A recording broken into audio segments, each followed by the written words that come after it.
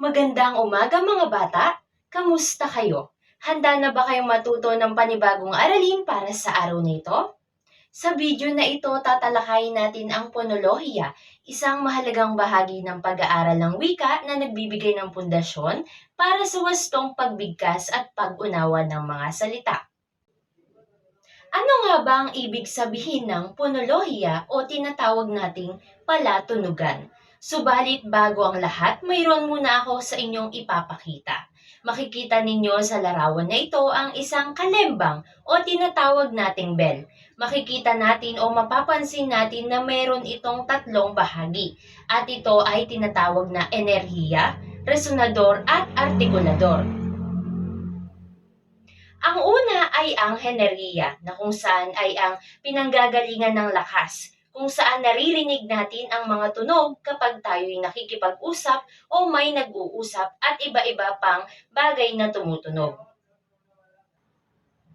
Ang ikalawa naman ay ang tinatawag nating resonador, ang pumapalag na bagay. Ito ang nagsisilbing bibig sa tuwing tayo ay nagsasalita.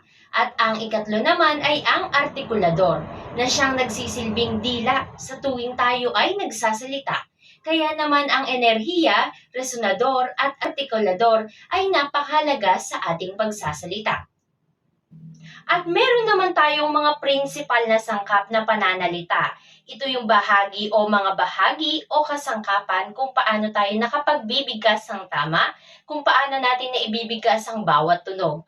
Meron tayong matigas na ngalangala, punong gilagid, labi, ngipin, dila na may tatlong parte na kung saan may harap, sentral at likod.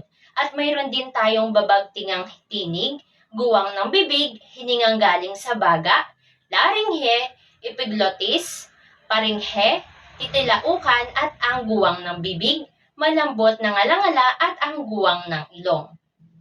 Pero ano nga ba ang ponolohiya o tinatawag nating palatunugan sa wikang Pilipino?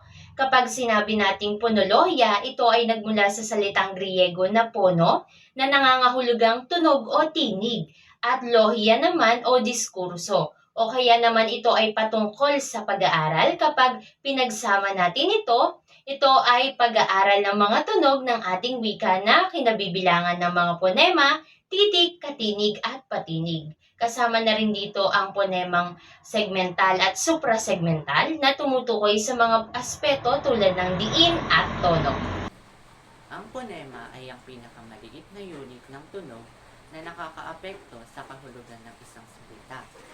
Halimbawa, tingnan natin ang mga salitang ito. Sako at pako. Mapapansin natin na kapag pinalitan natin ang tunog ng letrang S at ng letrang P, nagbabago ang kahulugan ng salita mula sako patungo pako. Ang susunod na halimbawa ay ang salitang bata at mata. Dito naman ang pagbabago mula sa tunog ng letrang B patungo sa M ay nagbabago rin ang kahulugan mula bata papuntang mata. Mahalaga ang mga ponema dahil nagbabago ang kahulugan ng mga salita kapag binago natin ang tunog. Ito ay makakatulong sa inyo mga bata upang mas maunawaan ang pagkakaiba ng tunog sa pagbuo ng mga salita. Titik, patinig at katinig. Ngayon, pag-usapan naman natin ang mga letra o titik. May dalawang pangunahing uri ng mga titik, patinig at katinig. Mga patinig: A, E, I, O, U. Halimbawa nito anak, ilaw, oso. Mga katinig: ba, da, ka, ma. Halimbawa, bata, dahon, kubo, at mano. Ang pag-alam sa mga titik ay mahalaga dahil ito ang pundasyon para sa pagbabasa at pagsulat. Ang tamang pagbigkas sa mga katinig at patinig ay nagpapalakas ng inyong pag-intindi sa mga tula at kwento. Ponemang segmental at suprasegmental. Ngayon, dumako naman tayo sa ponemang segmental. Ang ponemang segmental ay tumutukoy sa mga individual na tunog sa isang salita, tulad ng mga patinig at katinig. Halimbawa na lamang ay ang bata at beta. Dito, makikita natin ang pagkakaiba ng tunog ng patinig A at E. Ang pagtukoy kung ang isang tunog ay isang ponemang segmental o hindi ay nangangailangan ng pag-unawa sa konsepto ng minimal pair. Narito ang mga hakbang. Ang mga ponemang segmental ay may mahalagang papel sa pagbuo ng wika. Narito ang ilang mga halaga. Sa pangkalahatan, ang mga ponemang segmental ay mahalaga sa pagbuo ng wika, pagkakaunawaan sa pakikipag-usap, pagkilala sa mga wika, pag-aaral ng wika, at pagpapanatili ng kultura. Una, hanapin ang mga salita na magkaiba lamang ng isang tunog. Halimbawa, ang mga salitang bata at mata ay magkaiba lamang ng isang tunog, ang B at M. Pangalawa, tignan kung ang pagkakaiba ng tunog ay nagdudulot ng pagkakaiba sa kahulugan. Sa halimbawa kanina, ang bata at mata ay may ibang kahulugan. Kaya masasabi natin na ang B at M ay magkaibang ponemang segmental dahil nagdudulot sila ng pagkakaiba sa kahulugan ng mga salita. Una, pagkakakilanlan ng mga salita. Ang mga ponemang segmental ay nagsisilbing mga bloke ng pagbuo ng mga salita. Ang bawat tunog ay may sariling pagkakakilanlan at nag-aambag sa kahulugan ng salita.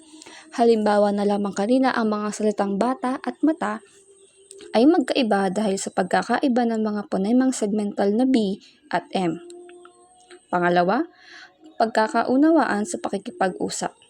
Ang mga ponemang segmental ay mahalaga sa pagkakaunawaan ng pakikipag-usap. Pinapayagan nila tayong makilala ang mga tunog at makabuo ng mga salita na may iba't ibang kahulugan. Halimbawa, ang pagkakaiba ng P at B sa mga salitang pusa at busa ay nagdudulot ng malaking pagkakaiba sa kahulugan. Sumunod naman dito ang ponema suprasegmental. Ang ponema suprasegmental naman ay ang mga aspeto tulad ng diin, tono at antala na nagbibigay ng karagdagang kahulugan sa pagsasalita. Halimbawa, bata versus bata. Ang pagbabago ng diin ay nagbabago rin sa kahulugan mula sa bata, isang bata, patungo sa bata, kasuotan. Ang ponema suprasegmental ay mahalaga sa tamang pagbigkas at pag-intindi sa wika. Kaya tandaan ito habang binabasa o sinasabi ang mga salita. Ngayon naman ating ilalapat ang ating mga natutunan sa isang tula. Meron ako ditong babasahing maikling tula at tutukuyin lamang natin ang mga ponemang katinig, patinig sa bawat linya. Ang tulang ito ay pinamagatang sa hardin ng mga pangarap. Sa hardin ng mga pangarap, nagmumula ang saya at tuwa. Bawat bulaklak ay sumasayaw sa himig ng hanging naglalaro. Ang araw ay sumisilip sa likod ng mga ulap na payapa. Ang mga ibon ay nag-aawitan sa musika ng umagay nagsama. Puno ng pag-asa ang paligid sa bawat patak ng hamog sa dahon. Kislap ng bituin, sa gabi nagbibigay gabay sa mga bituin. Tingnan natin ang ilang halimbawa na nagmula sa tula. Ang mga ponemang tulad ng B, S at T sa mga salitang bulaklak, sumasayaw at tuwa. Ang mga patinig tulad ng A, E, I, O at U sa mga salitang pangarap at tuwa.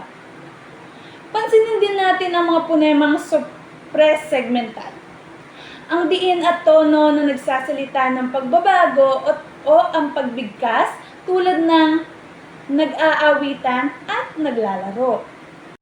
Sa ating pag-aaral ngayon, natutunan natin ang tungkol sa ponema, katinig, patinig at ang mga ponema suprasegmental. Ang mga konseptong ito ay mahalaga sa pagbuo ng wastong pagbigkas at pag-intindi sa panitikan. Maraming salamat sa inyong pakikinig. Sana ay marami kayong natutunan sa paggamit ng ponolohiya. Hanggang sa susunod na aralin!